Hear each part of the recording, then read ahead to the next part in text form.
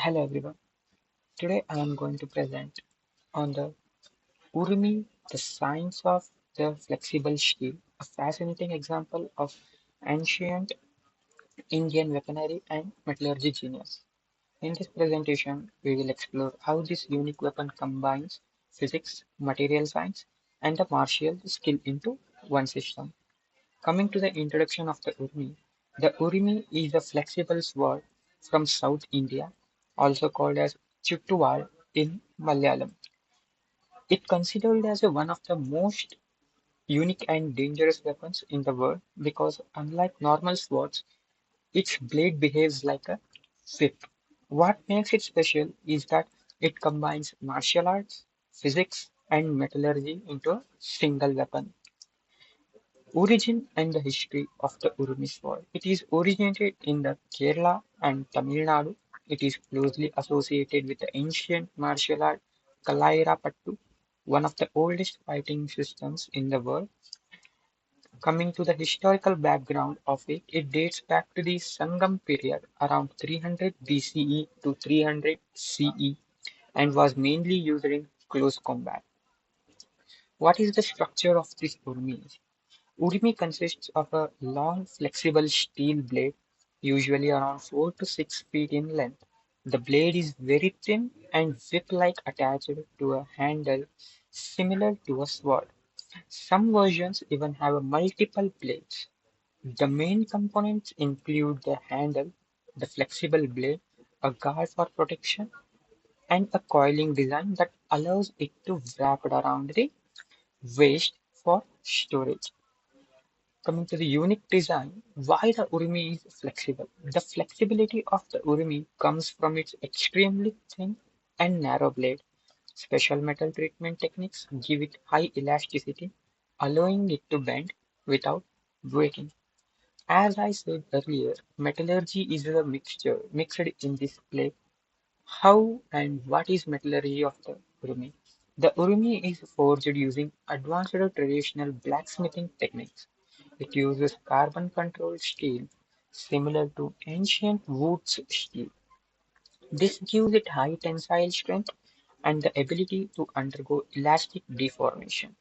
This shows that ancient Indian metallurgy had a deep understanding of properties of a material. Coming to the physics behind the weapon, the working of the Urumi is based on physics like angular momentum, centrifugal force, rotational motion, and centripetal. When the user spins the weapon, the blade stretches outward and stays extended, which is the centrifugal.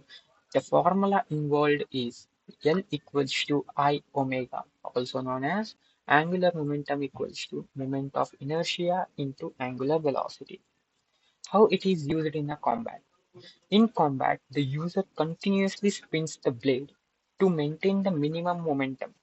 This keeps the blade taut and allows it to strike from unpredictable angles. Because of this, it is very effective against multiple opponents. You can think it as a combination of a sword, a whip, and a projectile weapon. Since it is a flexible and it also acts as a whip, it is difficult to master and also handle the sword. It is dangerous not only for the opponent but also the user. It requires excellent coordination, timing, precision, force. In traditional training, a person is allowed to learn Urmi only after mastering the other weapons. Urmi and the other material sciences. What does Urmi consist of? Urmi demonstrates important material science concepts like elasticity, stress distribution, fatigue resistance, and dynamic load behavior. These principles are still relevant today in fields like flexible robotics, spring steel tools, and modern blade designs. So, this weapon connects ancient knowledge with modern engineering. So, comparison of the other swords with the whip like a sword, Urumi. Compared to traditional swords, which are rigid and use linear motion, the Urumi is flexible and uses rotational motion. It has longer range and requires much higher level skills. As I said earlier, it is difficult to master and only allowed when you master all the remaining weapons. While normal swords rely on a basic force, the Urmi heavily relies on the momentum dynamic physics. Urmi in Indian knowledge system. It shows how metallurgy, like what is the relation between the Indian knowledge system and the Urmi? What it shows is that how metallurgy, physics, and martial arts were integrated into a single discipline. The highlights the level of scientific and technological innovations present in ancient India. So, what is this related to how it is related to the modern time? Even today, the study of Urmi is important. Why? Because it helps in preserving heritage, weapon science. It also inspires research in flexible materials and advanced engineering researches. So it is not just history but also a source of modern innovation. Some of the interesting facts about the Urumi sword is that this one is the rare flexible swords only present in the world. Some versions even have multiple plates, and it is traditionally sold by wrapping it around the waist. Even today, it is practiced in the advanced level of Kalaripayattu training, and it is considered one of the most difficult weapons to master.